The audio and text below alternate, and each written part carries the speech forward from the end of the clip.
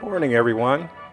For this morning devotional, we're going to take a look at a short passage in the book of Micah, one of those small Old Testament books towards the end. We're going to look at Micah chapter 6, verses 6 to 8.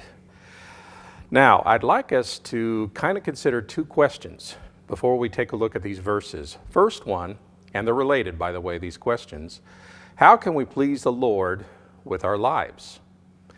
Secondly, how can we enter His presence? Well, Pastor Russ kind of addressed really questions like this in his message last Sunday when he told us that proper worship is how we go about entering the Lord's presence. And Micah chapter 6, verses 6 to 8, deals with the whole issue of having proper worship when it comes to the Lord. Now, this text, and we're going to take a look at it in just a second, it shows us two ways people try to answer those questions. Again, how can we please God with our lives, and how can we enter His presence? One way people try to answer those questions is with what's called wrong worship, and that's in verses 6 and 7. Then the other way is right worship, and that's in verse 8. So let's take a look, first of all, at Micah chapter 6, and we want to take a look at wrong worship. All right?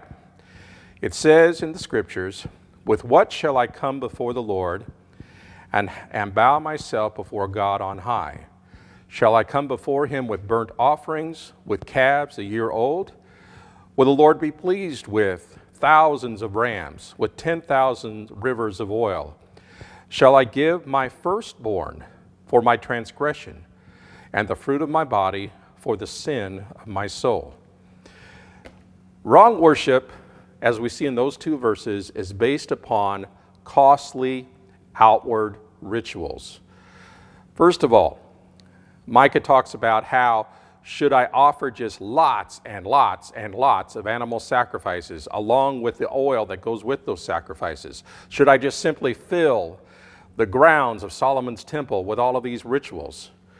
The problem with that is according to Isaiah chapter 1, verses 12 to 17, the Lord hates that when people try to do lots and lots of outward rituals, but they're tolerating sin. And then Micah even goes to the extreme example, which sadly happened sometimes in Old Testament times, where people would actually sacrifice their own children. There was actually 2 Judean kings that did this, actually offered their own children as a sacrifice. The Lord obviously would hate that even more because that's copying the wicked practices of the Canaanites. So the problem with outward worship, which isn't really worship at all, is someone's heart can be filled with sin in spite of whatever outward rituals they're doing. Verse 8, however, that deals with true worship, with right worship.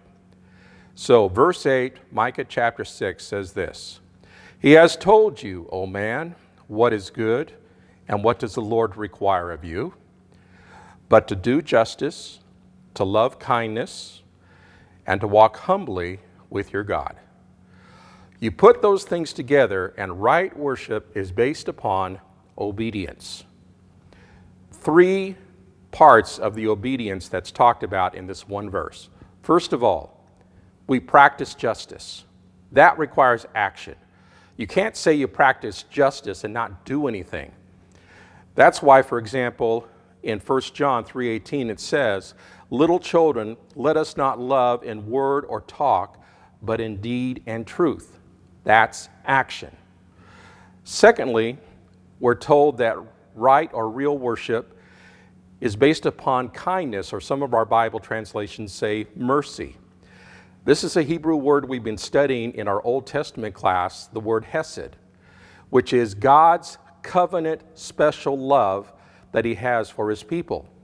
It's the same kind of love that we are called upon to practice, whether we call it kindness or mercy or steadfast love or loving kindness or unfailing love. It's the same kind of love that we are called to practice with one another. That's why Jesus tells us in John 13:34, "A new commandment I give you, that you love one another, Just as I have loved you, you also are to love one another. And then the third part, when it comes to right worship, which is based upon obedience, is to walk humbly with our God. The best example of somebody who did this in the Old Testament was Enoch, a man mentioned in Genesis chapter 5. He's only mentioned in Genesis chapter 5, verses 21 to 24.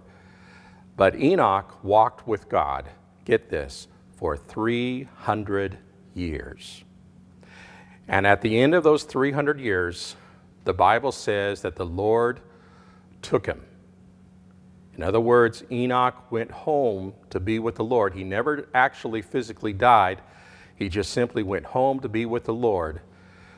But during that entire time, he walked humbly with his God. To walk humbly with God means we have to consistently live dependent upon the Lord. Because when we're prideful, when we think we can do everything on our own, and a lot of us have been hammered on our pride as we go through this whole COVID crisis, pride is the opposite of humility. So we have to walk humbly, dependently upon the Lord. If we do that, if we practice justice, if we love kindness and mercy, and if we walk humbly with our God, we will be exercising proper worship with the Lord.